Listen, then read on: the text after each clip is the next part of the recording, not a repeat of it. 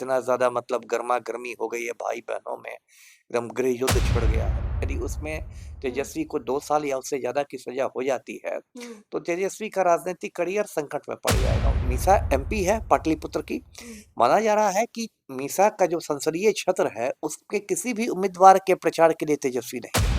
किरदार है, मतलब समझिए कि पूरा एकता कपूर का सीरियल बन गया है। जैसे एकता कपूर के सास बहू वाले सीरियल होते हैं ना, एकता कपूर को कुछ दिन पटना में आके भी रहना चाहिए, बहुत सीरियल का मसाला मिलेगा। भगवान राम का परिवार उस घरेलू पॉलिटिक्स से नहीं बचा, तो ये लालू यादव और राबड़ी का क्या है कि भाई परिवार नियोजन का महत्व समझिए। इतना बड़ा परिवार नहीं बना लीजिए लालू जी की तरह कि एकदम घर ही पानीपत का मैदान हो। अब लालू परिवार का क्या होगा, अब राजद का क्या होगा? देखिए, चुनाव में करारी हार के बाद एक तरफ राजद अपने आप टेंशन में थी। राजद के तमाम बड़े से लेकर छोटे नेता कार्यकर्ता बहुत परेशान थे। खुद तेजस्वी यादव, लालू यादव समेत परिवार के तमाम लोगों की नींदें हराम हो गई। लेकिन इसी बीच रोहिणी आचार्य कांड ने बवाल पर बवाल मचा दिया है। अब ये सवाल उठ रहा है कि क्या परिवार भी टूटेगा? क्या अब बंटवारा होने जा रहा है? क्या अब संपत्ति का भी बंटवारा लालू यादव करने जा रहे हैं? ये झगड़ा कहां तक जा सकता है? नमस्कार, मैं अर्पिता और आप देख रहे हैं पियो भारत। हमारे साथ चर्चा में है पूर्व आईपीएस अमिताभ दास सर। रोहिणी आचार्य का बड़ा आरोप कि उनको भगाया गया, चप्पल मारने की बात तक कही गई, गंदी भद्दी गालियां दी गई। जैसे ही रोहिणी आचार्य निकली, राबड़ी आवार से बाकी तीनों बहनें भी वहां से निकल गई। कहीं से कोई तेजस्वी की तरफ से सहानुभूति का बयान नहीं आया। ना ये कहा गया कि बहन लौट आओ, गलतफहमियां है दूर कर देंगे, ऐसा ना लालू की तरफ से कहा गया, ना राबड़ी की तरफ से कहा गया। सर, क्या लग रहा है, सारी खिचड़ी जो पक रही, इसका भविष्य क्या होगा? क्या अब संपत्ति के बंटवारे की बात होगी? क्या हो सकता है? एक तो सीधे राजनीतिक संकट हो गया, जो आपने कहा कि 75 से कम सीटें होके राजद 25 पर चली आई है, तो जो मतलब तेजस्वी भावी सीएम के रूप में देखे जा रहे थे अभी 10 दिन पहले तक, वो अचानक इस पर आ गए हैं, फर्श पर आ गए हैं। दूसरा संकट वही जो पारिवारिक संकट है कि इतना ज्यादा मतलब गर्मा गर्मी हो गई है भाई बहनों में, एकदम गृह युद्ध छिड़ गया है। तीसरा संकट है कानूनी संकट है, जो जब लालू रेल मंत्री थे उस समय जो लैंड फॉर जॉब के इन पर इल्जाम लगे, जॉब फॉर लैंड, कि ये नौकरी देने के बदले जमीन लोगों की लिखवा लेते थे, उस पर सीबीआई ने चार्जशीट किया हुआ है लालू को, और दिल्ली के राउज एवेन्यू कोर्ट में सुनवाई चल रही है। वो एक तीसरी तलवार लटकी हुई है, क्योंकि मैं दर्शकों को बता दूं कि यदि उसमें तेजस्वी को 2 साल या उससे ज्यादा की सजा हो जाती है, तो तेजस्वी का राजनीतिक करियर संकट में पड़ जाएगा, उनकी विधायकी खत्म हो जाएगी और कुछ साल चुनाव लड़ने पर प्रतिबंध लग जाएगा। जी, तो 3 मोर्चे हैं, राजनीतिक, पारिवारिक और कानूनी। तो एक तरह से बहुत अभी एक संकट के बादल हैं लालू राबड़ी परिवार पर। और अभी तो देखिए, मतलब अभी पार्टी हार के सदमे से उबर ही रही थी कि रोहिणी आचार्य जो लालू राबड़ी की दूसरी बेटी है, उसने धमाका कर दिया, और एक बड़ा धमाका कर दिया कि मैं जा रही हूँ परिवार छोड़ के ये। और उन्होंने संजय यादव के अलावा एक रमीज का नाम भी जोड़ा। अब संजय यादव को बहुत लोग पहले से जानते हैं, राज्यसभा एमपी हैं, हरियाणा के रहने वाले हैं, तेजस्वी के राजनीतिक सलाहकार माने आते हैं, थोड़ा ज्यादा सुर्खियों में रहते हैं। लेकिन रमीज नाम के लिए क्लिक हुआ है। रमीज के लिए लोगों को थोड़ा गूगल गूगल करना पड़ा कि ये रमीज कौन है, तो पता चला कि इनका नाम रमीज नेमत खान है। ये यूपी के रहने वाले हैं, एक बलरामपुर के एमपी हुआ करते थे रिजवान जहीर, उनके ये दामाद हैं।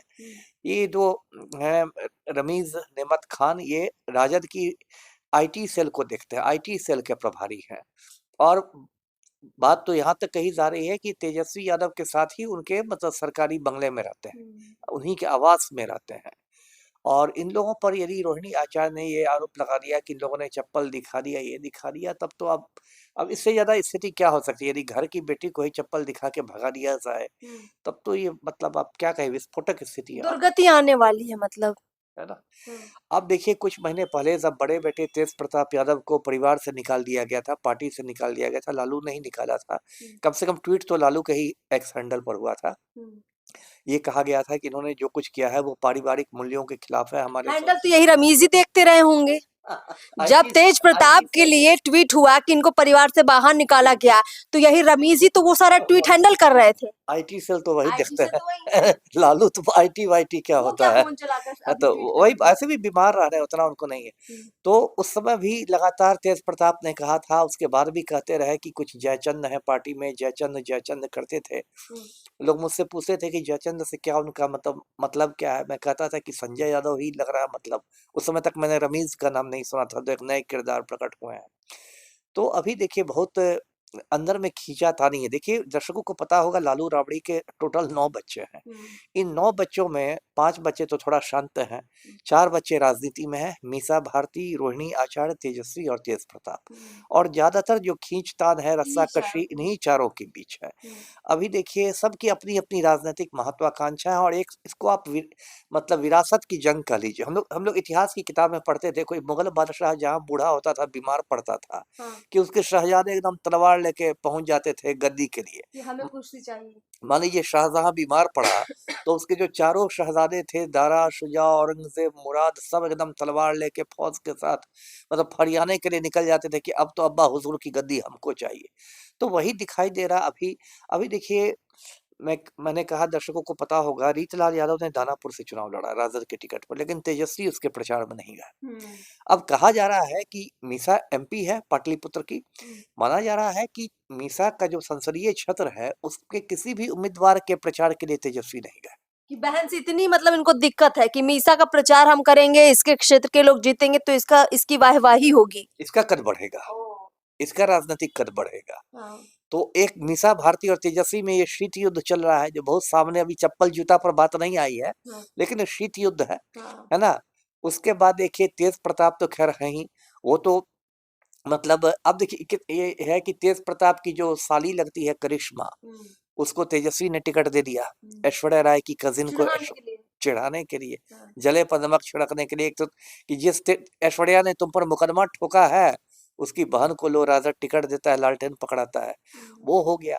अब रोहिणी आचार्य की अपनी महत्वाकांक्षा है, वो सिंगापुर में रहती है, उन्होंने लालू को किडनी दी थी, हम्म, और फिर छपरा से चुनाव लड़ी थी, हार गई राजीव प्रताप रूडी से।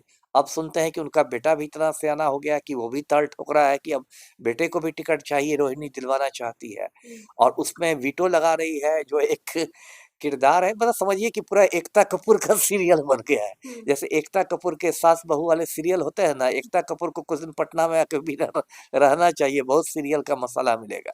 तो इसमें देखिए जो तेजस्वी की पत्नी है रैचल आयरिस, जिन्होंने शादी के बाद अपना नाम राजश्री यादव रख लिया है, हम्म, यादवों को बताने के लिए कि भाई मैं भी यादव ही यादव। हूँ, रैचल आयरिस नहीं हूँ।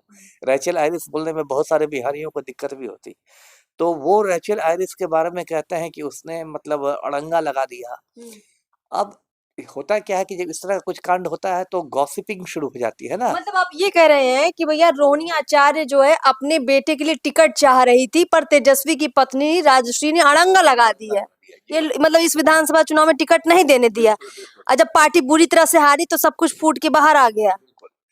उसके बाद अब देखिए जब पार्टी हारी है, अब तो मेरे व्यक्तिगत तो मेरी धारणा है कि भाई इतनी बुरी हार की मेन वजह वोट चोरी है। हम्म, लेकिन ये लोग तो अपना पार्टी के हार में अपना निकाल रहे हैं कि भाई उसके सर पर ठीकरा फोड़ो तो हम्म, उसके सर पर ठीकरा फोड़ो, हम्म, उसको ब्लेम करो। कोई कह रहा है कि अब देखिए संजय यादव ने, चाणक्य थे, क्या हालत इन्होंने पार्टी की कर दी। हम्म, कोई कुछ कह रहा है, कोई कुछ कह रहा है। हम्म, अब भाजपा जो है वो आपदा में अवसर खोज रही है। हम्म, भाजपा को लग रहा है कि भाई लालू परिवार में जंग है तो आपदा में कुछ अवसर दिख रहा है। तो उसने बीच चुनाव में बताइए तड़ीपार गृह मंत्री ने हम्म, इनको तेज प्रताप को वायु श्रेणी की सुरक्षा दे दी। बताइए, तेज प्रताप को तो मैं विदूषक से ज्यादा नहीं मानता, उनको किस लिए, क्या आतंकियों से उनको कौन खतरा है हम्म, ना। मैं तो ऐसे ही मजाक में कह रहा था कि इसको तेज प्रताप ने 2 बीवियां अभी रखी हैं तो वायु श्रेणी की सुरक्षा मिली है, 3 बीवियां रख लेंगे तो इनको जेड श्रेणी की मिल जाएगी। क्या मजाक हो गया है, क्या मापदंड है वायु श्रेणी और जेड श्रेणी की, तब उनको कमांडो घेरे रहेंगे। तो ये सब एक मतलब आप मैं क्या कहूँ, एक नौटंकी बन गई है, और बहुत गलत समय पर ये लालू परिवार के लिए हुआ है, जबकि पार्टी और भी मोर्चों पर घिरे हुए है। सर एक सवाल है कि अब चूंकि अब चुनाव तो चला गया, अब तो अगले 5 साल बाद पार्टी का जो है चुनाव है, या उससे पहले चलिए लोकसभा चुनाव है तब भी थोड़ा रहेगा ये मारा, तब भी मारा मारी रहेगी, लेकिन समय है। क्या अब लड़ाई संपत्ति पर आ जाएगी, क्योंकि अब सबको होगा कि भैया अब जो लालू परिवार की संपत्ति है उसमें हमारी हकदारी हमको मिले। तेज प्रताप आप चाहेंगे कि जो मेरा हिस्सा है वो हमको मिल जाए। कल को क्या मालूम यही रेचल राजश्री इस पर भी कब्जा ना कर ले, ऐसे आरोप लगा सकते हैं। रोहिणी आचार्य भले आज नाराज होके चली गई, पर वो कहीं ना कहीं तो चाहेंगी ही। बेटियों का भी तो पिता की संपत्ति पर बराबर का अधिकार है। तो क्या कोई ऐसा दावा ठोक सकती है भविष्य में, क्योंकि बहुत गुस्से में है रोहिणी आचार्य। क्यों नहीं ठोक सकती है, क्यों नहीं ठोक सकती है। देखिए जब भी झगड़ा होता है, मतलब इस तरह के घरेलू झगड़े, तो एक तरह से देखिए घर घर की कहानी है। इससे बहुत सारे लोग होते हैं जो मतलब कान भरने वाले लोग होते हैं, उकसाने वाले होते हैं, चढ़ाने बढ़ाने वाले लोग होते हैं, कि तुमने तो किडनी दे दी, तुमको क्या मिला। है ना।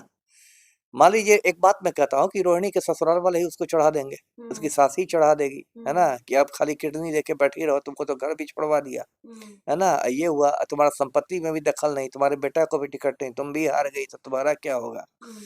तो क्या होता है कि बहुत सारे रिश्तेदार जो होते हैं, हर हर फैमिली में इस तरह के रिश्तेदार होते हैं, बस लालू परिवार में नहीं है। तो वो लोग चढ़ाएंगे बढ़ाएंगे, कान फूकेंगे, ये करेंगे। ये तो टिपिकल जो ये जो किस्सा है, रामायण वाला किस्सा, कि मंथरा ने कैकेयी को चढ़ा दिया, कि है ना, कि राम को तो राजपाट मिलेगा, तुम्हारे बेटा को क्या मिलेगा, भरत को क्या मिलेगा। मंथरा तो दासी थी ना कैकेयी की, मेड थी, उसने कैकेयी को चढ़ा दिया, और कैकेयी ने वर मान लिया कि भाई इसको वनवास भेजिए। तो ये तो मतलब जब भगवान राम का परिवार उस घरेलू पॉलिटिक्स से नहीं बचा, तो ये लालू यादव और राबड़ी का क्या है। तो अभी देखिए आने वाले समय संकट के हैं। देखिए पहले क्या था कि लालू की हालत मजबूत थी, बच्चे भी छोटे-छोटे थे, एक डाँट में सब सहम जाते थे। अब क्या हुआ है, लालू बीमार रहने लगे हैं, राबड़ी को लगता है कोई मतलब पूछता ही नहीं है। बच्चे बड़े-बड़े हो गए हैं, सब अपने में खो गए हैं, तो एक संकट तो आ ही गया है। मैं बार-बार दर्शकों से कहता हूँ, इसलिए भाई परिवार नियोजन का महत्व समझिए। इतना बड़ा परिवार नहीं बना लीजिए लालू जी की तरह कि एकदम घर ही पानीपत का मैदान हो जाए। जी। पानीपत के मैदान में मतलब लालू परिवार के घर में जो जंग छिड़ी हुई है, इसका देखिए नतीजा तो क्या होगा ये तो भविष्य में तय होगा। लेकिन कुल मिलाकर अभी भद पिट रही है लालू परिवार में, जहां एक तरफ बहुत चर्चाएं थी, रोहिणी आचार्य को लेकर संवेदनाएं थी, और उदाहरण लोग देते थे कि बेटी हो तो रोहिणी आचार्य जैसी हो, और लालू यादव जैसे जो पिता है उनका भी उदाहरण लोग देते थे। और बेटी ने जो कुछ किया उसकी वजह से आज आज का जो दिन देखा जा रहा है, लोग अब चाहते हैं कि भैया ये जो परिवार है इसका कोई उदाहरण ना दे, क्योंकि इतना अच्छा से होकर इतना बुरा हो जाना अपने आप में लोगों को डराने वाला है। बिहार के राजनीति का ये किस्सा इस वक्त देश भर में चर्चित है, और देश के बाहर भी चर्चित हो रहा है, क्योंकि बिहार के देश के तमाम लोग बाहर भी रहते हैं। कुल मिलाकर ये राजनीतिक मामला नहीं बचा है, ये पूरी तरह से पारिवारिक मामला हो गया है। आगे क्या कुछ होगा जरूर हम लोग समझेंगे। बहुत बहुत शुक्रिया सर आपका, बहुत बहुत शुक्रिया।